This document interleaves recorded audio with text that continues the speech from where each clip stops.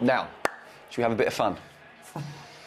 Always. I don't know the way you're looking. Even more fun. You know what's coming. As this season draws to a close, we all know what the aim is for next season. So we're going to use the next few games to see what we can learn about previous Charlton promotions of the past.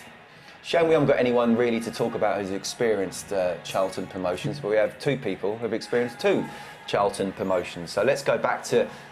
Got to do the 97-98 season, haven't we? But we're not going to look at the final. We're not going to look at that tackle. All right. Well, that's disappointing. Very disappointing. We're going to watch it. What we're going to look at? Yeah. We're actually going to go back to the beginning and see how it was all constructed, because You'll have to remind me. I will. Okay. 16th the previous season. Right. So that summer, what was the thinking? What was the setup? I think I remember Roger Orwin's here today, actually, isn't he? Roger Orwin. Yeah. I remember Roger coming up to me after an away game somewhere, and he said, I'd just like to let you know the natives are getting a little bit restless. Is that his way of saying you're under pressure? So I said, well, yeah, I can understand that. But, so we've gone into the summer. Was it when we signed Clive? Yes. Yeah. So I sat down with Richard Murray and the board and everybody else. I said, look, we need to do something. And I think they gave us £1 million. So Matty Holmes and I think it was Matty Holmes and Clive, Mark Bowen, yeah, and Brighty was already here, was he? But a couple of experienced players as well. I think Brighty and Mark come on frees. Got Matty Holmes, who's obviously a West Ham boy, and he was up north somewhere not playing, and Clive. But you know, Clive was the first one. And I always remember something happened. Richard was trying to contact me. I don't know why I was on the missing list. Might have been playing golf or something. I don't know. I know I was with probably Cancun. No, I was with Les Reed somewhere. We was doing something, and he kept and the last message was, if you effing want to sign Clive Mendonca, phone me back, because he was doing the negotiating with Grimsby, and you know, he wanted to pass it all by me, and so I phoned him back, and he said Clive's coming down tomorrow. You know, here's his phone number, sort it or whatever. You know, so I phoned Clive, met him at King's Cross, and that was it. Do you know what? I want you to tell the story about Clive in just a minute, but Brownie, I will get you in 16th in the previous season. Were you expecting lots of changes? Did you get a tap on the shoulder to say, it's another 1 year, but can't do anymore? It was another 1 year. What were we at, 98? 98? 97, well, it was 97 at the time. Yeah, another 1 year, yeah. No, I think we were fully aware that up to that point, I think it's fair to say we didn't have a lot of money, so he kind of was a shoo-in. And then it started spending some money, and you're like, oh no, well, this could be. It's why I left. Yeah, this could be a bit of bother. You know. Yeah. But I think that, you know, some of the money was coming in, and instead of it going on the stadium, it was now being earmarked for the team. Which hadn't been the case. He was offloading just to survive, and now you're seeing additions. So you're thinking what was quite a comfortable 1 year. To be fair, actually signing players for money. To be fair, you know, obviously when I played, players were coming in, but when Clive came in, what did the rest of the boys think? Because obviously centre forwards weren't happy, but you know, we brought someone in who'd always terrorised us. I thought that was what was being said. Right, for good money as well. Yeah, for Charlton. 750. So that was the first thing. We're spending money, which means that was the first time we've been in position to spend money. Second thing was, everybody after every time we played Grimsby went, he'd be a hell of a signing. So then when you actually see that guy come through the door or get signed, you are like, okay, this could be the start of something. And it does. I don't care what anyone says. When you get a couple of marquee signings, it elevates the entire building. So there's a freshness to when you walk in. You've had not a great year, 16th in the Championship. You come back through, and what we were notorious for was drawing games. And what that sort of we were hoping was going to give us the ability to turn that draw into a win, which it actually went on and did. We won a lot more games by the odd goal with Clive in the side, because he did finish off a lot of good moves. But yeah, it was the turning point, I think. You know, the squad slowly got better. Like after we offloaded yourself and Robert, and there was a little dip, and we were relying on, with all due respect, your Chandlers, your Lingers, your Sturgises and all that, then there was an upturn. But that right there in '97 was the upturn. Bo and Brighty, two very experienced players. Brighty came a year before. But having them two, I think for us, I remember meeting Bo, and I nearly walked past him because he'd been in Japan. And he lost so much weight. I thought, what blimey? But you know, we had two vastly experienced players. We had youngsters, and we had a really hardcore in the middle. And you know, so you know, I always felt if the boys went out to train and me and Les never came out, they'd have got on with it. Do you know what I mean? That was the sort. Someone would have gone, right, this is what we're doing, and they were trained. You know, Well, good dressing rooms. it was a good dressing room. They're led by the players. Yeah. It's the manager's job to get those characters in. Tell us the story about Clive. He's quiet as a mouse during London, then through Essex. Well, what was it? Alan, can't remember the Grimsby manager. Alan Buckley was a Grimsby manager, and he just took over or whatever, and he really didn't want Clive to go. And Clive's coming down to London. I don't think he really wanted to come to London. Clive just wanted to go from Grimsby.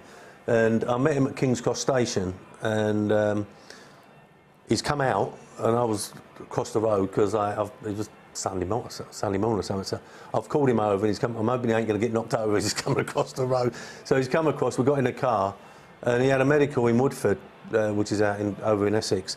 But we had a bit of time to kill.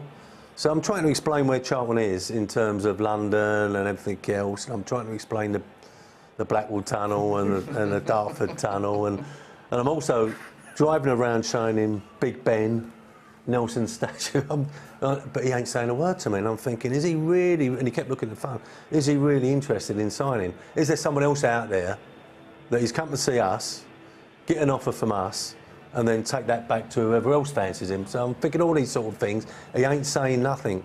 So when we're getting near Woodford, we had a bit of time to kill, so I said to him, right, we're going to pop through Chigwell, and then we'll stop there and have something to eat, because we've got a bit of time before we go to the medical.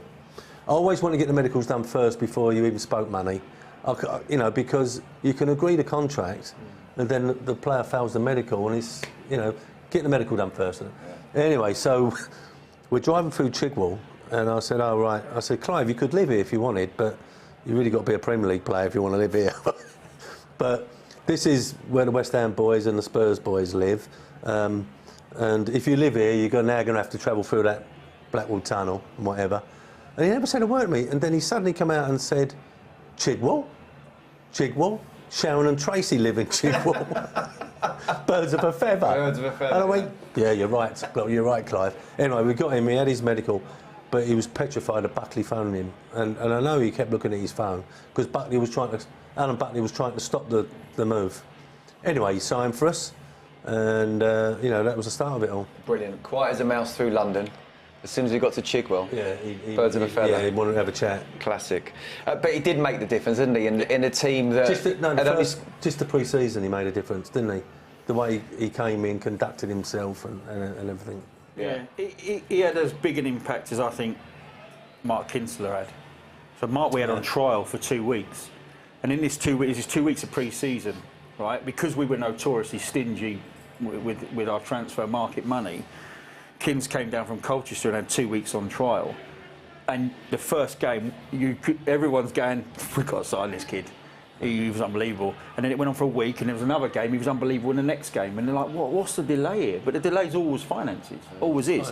He was as important. They were both very important. Getting directors to put some money in. Yeah. You know, so, yeah, you're right. I think that Kins and Clive, at that time, that was just like the spine, really. Mike Bowen and Matty Holmes also joined. Yep. Trouble with Matty is the nicest player you'll ever meet in your life. I've never met a nicer fella, and it was just horrible what happened to him. Mark Bowen and Brighty were the two very, very experienced players. I think Bow was like around 33, 34. Brighty was up 36. Completely different characters. Both vastly experienced. One very quiet, methodical, would talk to you on your shoulder. The other one, the other one would shout at you from 60 yards away, tell you how rubbish you were, you know, etc., etc. But, you know, once he'd sort of bashed you into the ground, he'd come and pick you up, and just wanted the best. That was Mark's mentality. Yeah. I want the best, so I'm gonna drag you along as being the best with me. Whereas Bo was just a lot more like arm around the shoulder. So the story with Bowen was I was not on a penalty. when Leslie come to us, you know, at the final whistle, and he said, "I need one more," and I'd missed a couple previously, and I've only been on sort of 20 minutes. And I was a tackle. Well, you made it. Well, I don't like to talk about it. You made that tackle, not just a tackle. That tackle. About it, right? And he went, He said, Brownie, I need you to take one. So I said, all right. He said, you're on 5. And I went, I'm not taking 5, Les. Yeah, I'm not taking 5. I ain't taking a penalty for 3 years, 4 years, or whatever it was. And that's when Bo comes over. I'll take 5. You take 2. You know, and that's what Mark Bowen brings. Yeah. That. Yeah. You know. Yeah, class guy, good player. Let's have a look at some footage from that season, shall we? We'll start off at Woolworths, the loss with Middlesbrough for the game against Oxford. That was the first home game of the season, and an immediate impact at the Valley, I have to say, from Clive, which you must have been happy to see. Yeah, I mean, when you sign someone, you want them to get off and running, and I think it wasn't just his goals; it was his build-up play. We could knock if he was a midfield player, you could knock a ball into him, and know it's going to stick, and you'll run off him and take a gamble. And you know, he could shoot with both feet, and you know, once he got a chance, you expected it to go in. You didn't think he was going to miss. He could do that skill both sides as well. That's what made it quite, you know, hard to defend. He could take that cut back and chop back on both sides. So go back to 2-1, and then You've got Keithy Jones in there as well, which everyone seems who's to this forget. young lad who scores here? Yeah, Notes, is it? Notes? Liz. Oh, is it Liz? Stop it. Was it? So what it's got down here is Liz. Yeah. What's he doing over there? It's a decent strike as well. We've got his best strike of his entire career. Nah, the Liverpool bender. Yeah, it's up there. Up until the Liverpool game, anyway. And look, I mean, he's not the best at defending in terms of this goal. I think it's fair to say, absolutely. Andy Petterson, yeah. Something that needed working on, Curbs, later on in the season. There was a great run of clean sheets, wasn't there? Yeah, well, yeah, I mean, we brought Sasha in, didn't we, with a couple of months to go. And that's his own story. Go on. No, you know what's coming, don't you? Oh, running clean sheets, yeah, we brought a better right back in. Yeah, well done. I don't know what you're talking about. Let's move on. 0-0 draw at Bury before a run of 5 wins in 7, with Clive Mendonca scoring 6 goals, including a hat-trick at Norwich and a brace at home to Bradford. Stevie Brownie, 2 goals in that run as well. No idea. Only 2 league goals of the season, so we had to dig out highlights. We could only dig out highlights of one of them. Was it Bradford? So was it the 40-yard screamer against Bradford, or was it the header against Huddersfield? He hopes it's the screamer. Let's take a look. Well, they're both exceptional finishes, to be honest. I mean, what I would say, it's the very good away win at Huddersfield, 3-0, isn't it? No, well done. Yeah, it was. Is that the one we went up by train, Curbs? There was one game away at Huddersfield one year. You just went, I've had enough of going up. We went up by train. Oh, right. Yeah, I'm not sure if that was the one. How about this one here? Yeah, just got across my man. I remember it. Yeah. 50 pence piece said that. Yeah, I mean, I don't know who that was defending, but he hadn't been in the gym like I had that season. Look at Upper body strength was far superior. And Curbs, at this point, the team are flying. Mendonca's scoring, Robinson's scoring, even Stevie Brownie's scoring. And we had a real settled team, I think. Yeah. Did you think that the title, automatic promotion? No, because you know that the position we was in, that someone could come and nick a player. You know, you're thinking that injuries, whatever. But as momentum was building, so was the belief in the boardroom and the directors, and there was a feeling that if we did get a real proper setback, we could do something about it. So I was always just on the lookout, waiting to see if anything might happen, or could I improve it? Could I do something when the window opened up? So the natives weren't getting restless at that point then? No, they were the happy. year before. Kept the wolves in the door. After that run, the goals slowed. 4 draws in 5 matches. Then late November and early December, we lost 3 in 5 as we wobbled a bit. Do you remember much about that period? No, I raised that bit. No?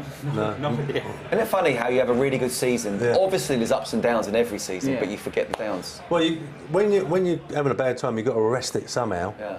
And I'm glad you said like 3 games, because you know it can go on, can't it? That you go like 6 or 7 or 8 games without getting a result. Yeah. 4 draws in 5 and then 3 losses in 5 as well. 3 and 5. That's what it's got here. Yeah, we only lost 10 the whole season, though, I think. If playoff year, I think we only lost 10 the whole season, I think. Yeah, but now we went on Still that. Possible. Went on that bit of a run, though, didn't we? 10 minus what it 3 means is equals you've 7. spaced the others out, I would say. If you've lost 3 and 5, you've managed to space, which is a sign of not a bad side. We haven't got time to go through the whole season. No. And look at it. If you want to, you can. It's no problem. The remainder of December and early January, Charlton won 6 of 7. And then it was a really strong finish to the season. And Curbs, while the team was doing well, it was still important to add to the squad. And this is where Danny Mills had the amazing impact, didn't he? Amazing impact. No, what happened was, I think there was an England Football League 11 versus Italy Football League 11. And the FA asked me and Les to run the game was here at the Valley. So, yeah, it's well documented. We had Mills in here recently and, I actually got a chance to see some of these players up. I picked the squad, so I actually had a chance to be right up close to him and see him. And Millsy wasn't playing for Norwich at the time, and so I phoned the manager up, while we was training, and said, what's the situation with Millsy? And because it was 300,000 or something like that, I went to Richard May and said, look, we can do this. We can bring him in, move Brownie about and put him... He'll be happy. Yeah. But it made the squad stronger. His bonus. No, it made the squad stronger because Millsy could come in on the right-hand side. Brownie can go centre-half or midfield or as a free. Or in goal. Or in goal. So and I also, had one eye on what if we did go up and etc. And he was young. So, so we went for Millsy and I think Yardley, wasn't it? Yardley? Yeah. They're not another. Did you not? Oh, Heaney on loan. Was that Heaney on loan at the same time? Yeah, or you've done that already? And Sasha. Neil Heaney, good lads. And Sasha had just come in.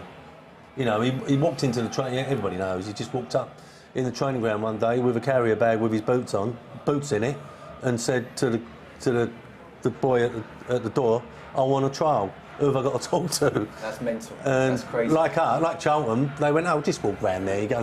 And so I got a phone call from downstairs saying, "Look, there's this guy here and he wants a trial." So I thought, I better go down there. And it was Sasha. And I went... So what month was this? Maybe about... What part of the season? January, February? Because the transfer window went into March. Yeah, so it's probably about early March, something like that. Because then he's come in and he's trained for a couple of days and, we're looking at it, whatever. And then we decided to do it. And the rest is history on that because Andy Pettersson had a bit of a wobble. I think Samsey wasn't doing so well, was out. And he got put in, and then suddenly the clean sheet happened.